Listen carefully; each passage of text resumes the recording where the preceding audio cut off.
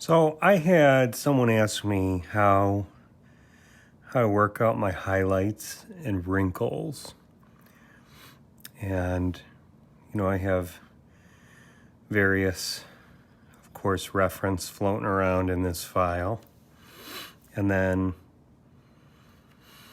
I also have various layers with various amounts of energy in the file, different highlights and stuff.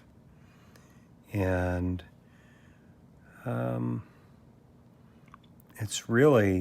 it's a back and forth process.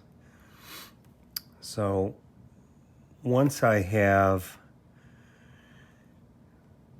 my layout of the ground, my map of where the wrinkles are, then I'll go in and I'll start to try and manage my values, lights and darks, right? Along with my colors, my hues. So let's get rid of this layer. I'm gonna go ahead, just gonna add a layer here. And I'm probably mostly in Airbrush, soft Airbrush. And I'm gonna see what we've got. I think I have one that is, no, it's not just, I do, here it is. This is the one I actually want. So I'm able now to see what I got going on here. I've got a little bit of a caricature in this line here that I'm not thrilled with. So I'm gonna get a darker line for the moment, darker color. And this line really goes straight up and then cuts up and over, and then it does do kind of a, not quite a 45-degree up.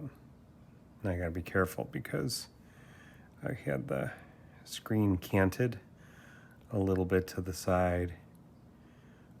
Now this goes over and it goes pretty wide, and then it kind of peters out. Nope, I'm looking at the wrong line. It comes out about that far. This is the one that peters out. This one here kind of blends in. And then what we've got now is we should have a highlight right around here. I'm looking at that spot. So I let the map kind of lay itself out for me. The map of this guy's face.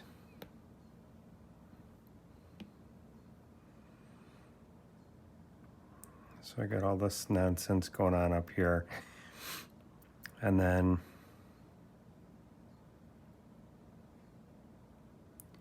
this cuts in like this. And there's little wrinkles running across it.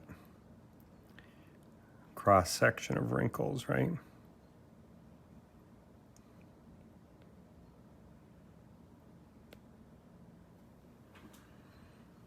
And then this one here does a little jump down, and then we've got all of this going on, and then it kind of comes around the bend. And it's the same with this one here. Goes down, comes up, and then cuts down the bend, like so. And this line is fairly straight right here. Then we've got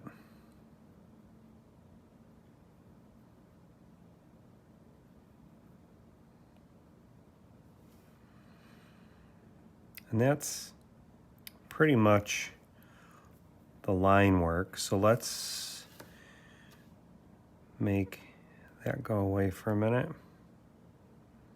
All right, and that's the area we've got to work with.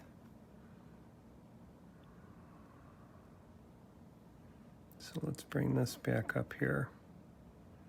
Now, I'm gonna give myself another layer. And what I'm going to do is I want to figure out the colors here. And I have a little bit of my own palette going that's separate from this, right? I have a limited palette that I'm using. And so I want to get some highlights on here. I'm going to go a little heavier because I'm not worried about details just yet. So I'm going to work out some of these little spots here. And I tend to work with not a real opaque painting approach. I tend to kind of get there over layers and layers of time.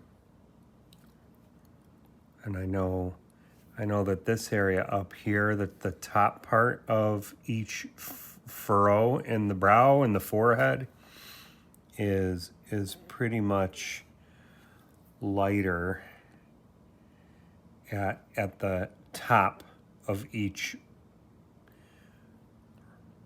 wrinkle, each furrow. And then they kind of curve under, right? And that's where you end up with a little bit of shadow. I'm not working with a particularly large brush. I want to get there. So I'm gonna just slowly work my way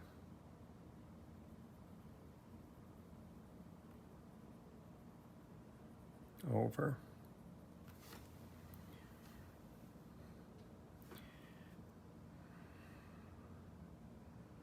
It's just a little, it's kind of pink in there. Now, right here, it gets really hot in this area here. So I'm gonna let it be a little hotter right there.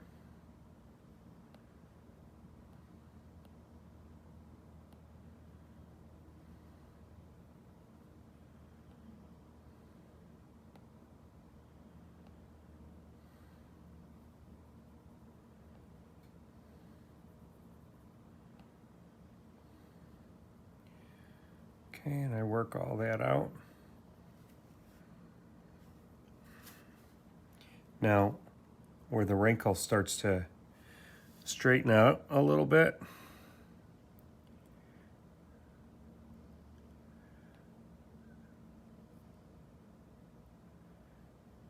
is this spot right here.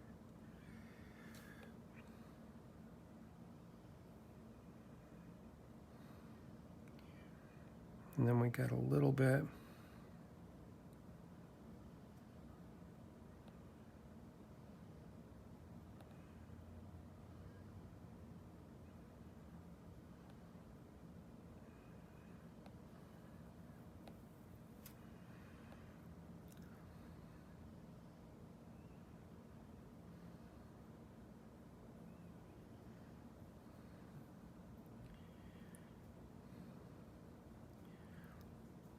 and this is actually pretty flat in this spot. It's a lower half of a cylinder where this is a little bit more rounded.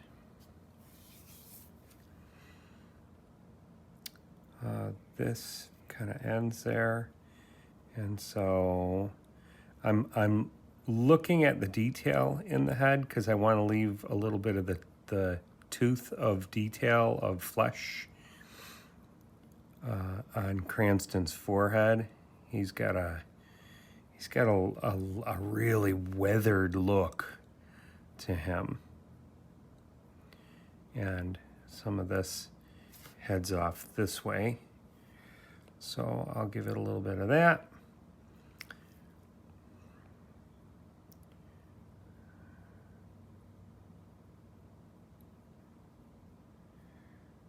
And then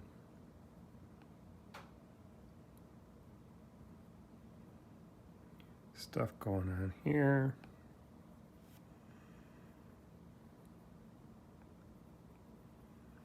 And here. So let's see how we're looking. You know, really cartoony, but we're working it out.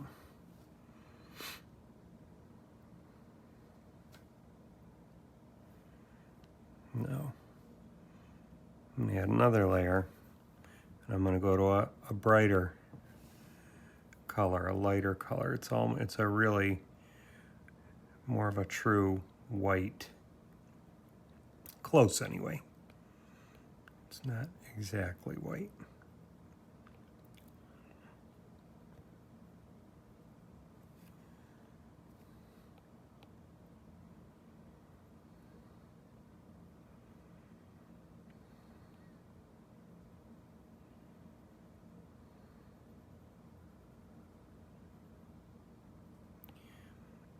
And it'll all blend together in a little bit.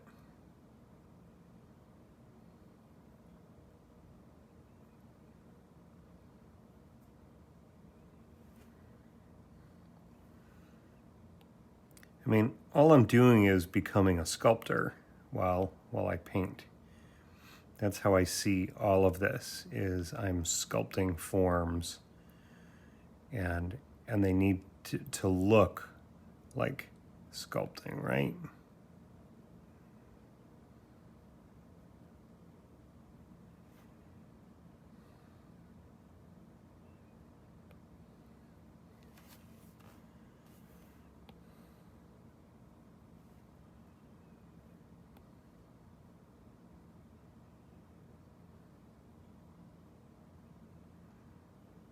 So I'm just letting my eye trail over the reference image, and my hands are trying to follow it.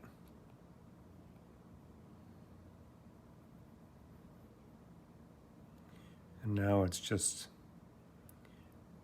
a lot of squiggles kind of representing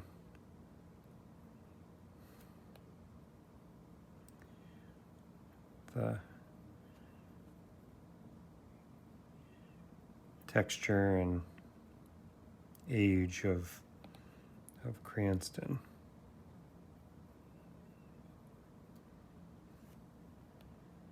It's a little bit more of a highlight at the top of his brow. His brow is kind of catching the light. And by brow, I literally mean his eyebrow is. Okay. So now I want to take some orange that I'm using in the background,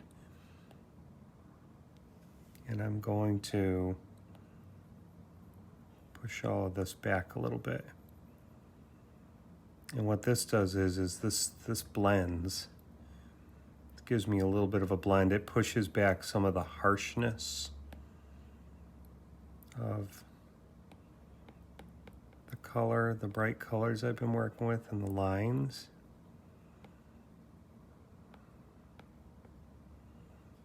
And now I can go back in and I can kind of pick my spots.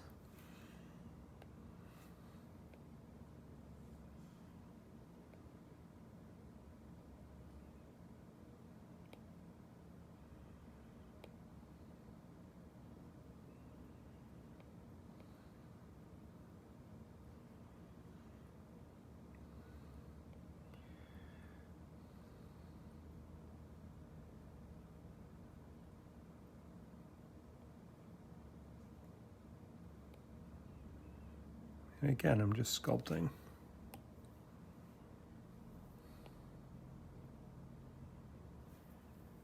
And then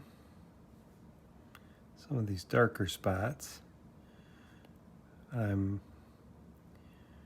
picked a color that's a little bit closer to neutral or lighter.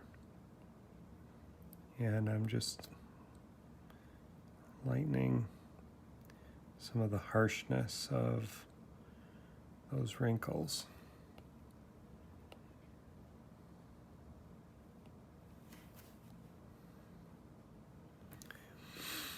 And that's a little too much in there, so if it becomes too much, then I just bring it back a little bit.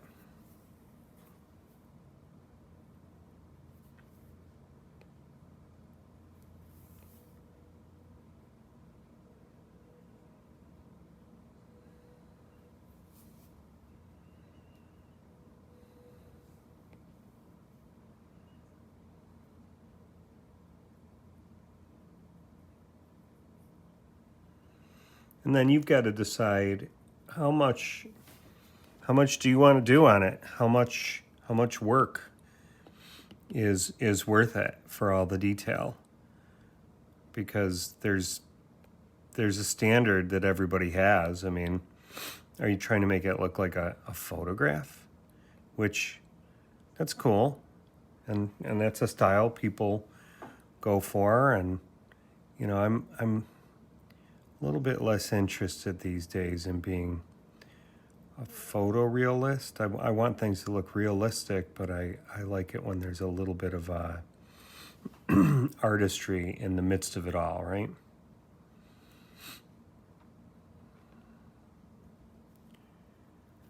Let me get that orange again. And I'm gonna hit these crevices with the orange over them. And he has some kind of red hot spots, like there, and so I can let this orange play for the red, because I don't really have a whole lot of pink flesh tone in my Walter White here.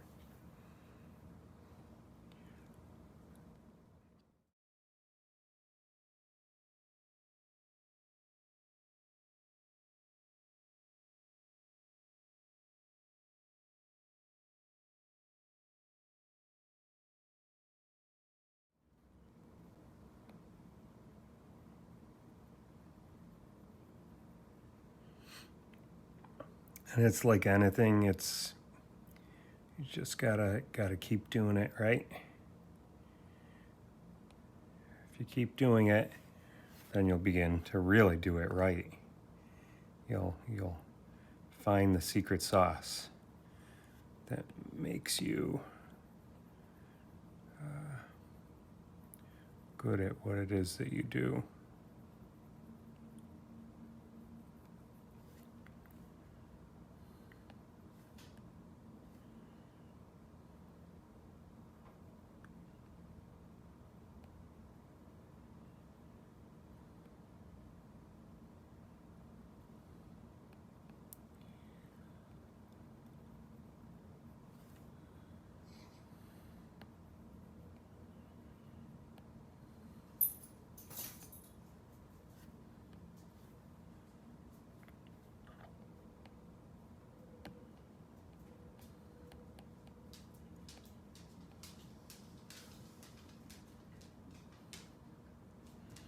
Come on in, blue girl. What you doing?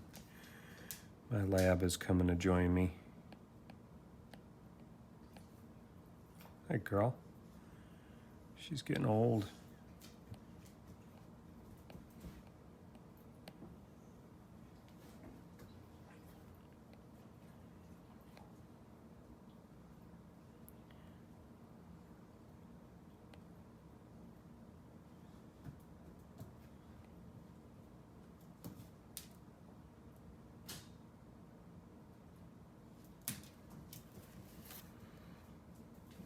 Let's see what we got now.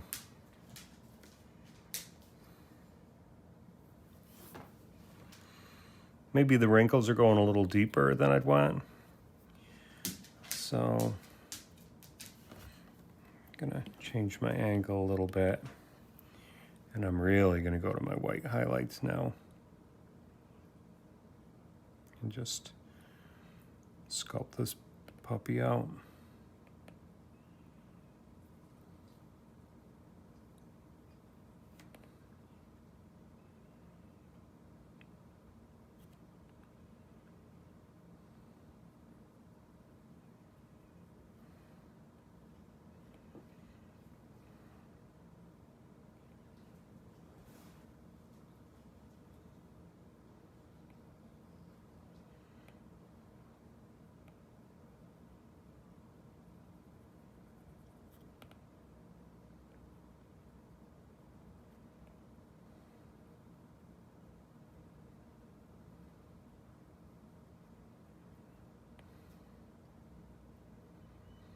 I'm a little tempted to add some pink into this, but I just think that I've suggested there's so much reflective desert orange light going on in here. I just don't think it'd look good.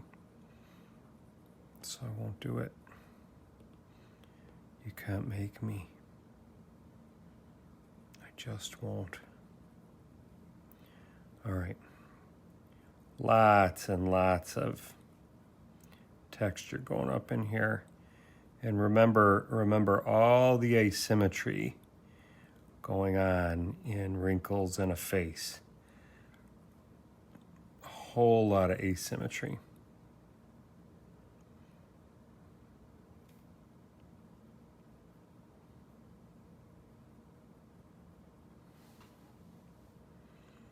And I think I want to kick back these lines a little bit in here. That's not helping. Let's just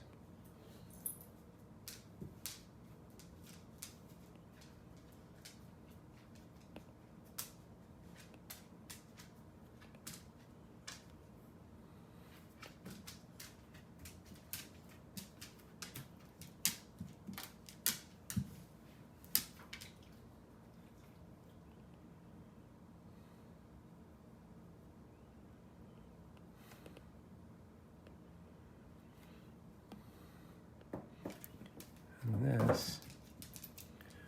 Go on, Blue. What you doing? What's up, girl? Come here.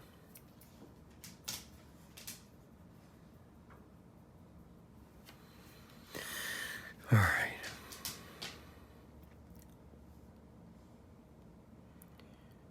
And there you have it. Some interesting textures in there. Maybe a little bit more active than I'd like it to be. It could be, I could push it back just a little bit. When I say push it back, I just mean even out some of the texture in there. It's a little what's the word I'm looking for? It's a little harsh.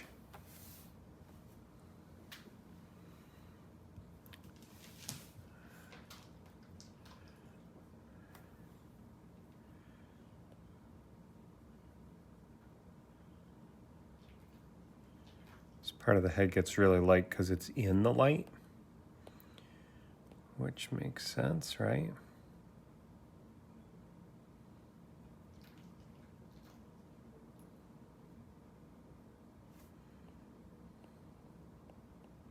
A little bit of reflective light off the top of the head.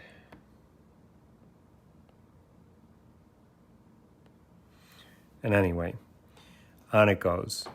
So you get the idea. Let's just have a look at with and without. And so that's how I approach detailing my wrinkles.